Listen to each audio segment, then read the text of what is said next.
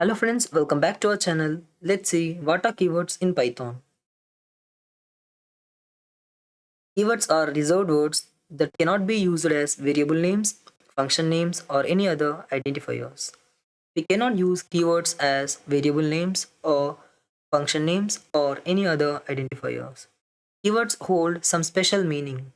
Sometimes it may be a command or a parameter, etc. So in Python, we have keywords. Keywords are some reserved words. They have some special meaning. We cannot use keywords as variable names, function names, or any other identifiers. Let's see what keywords we have in Python. Here, this table shows how many keywords we have in Python. We have about 33 keywords in Python.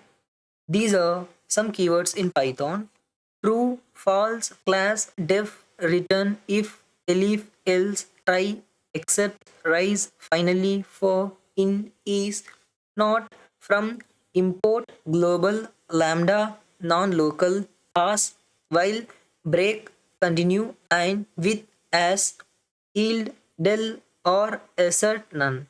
These are the keywords that we have in Python.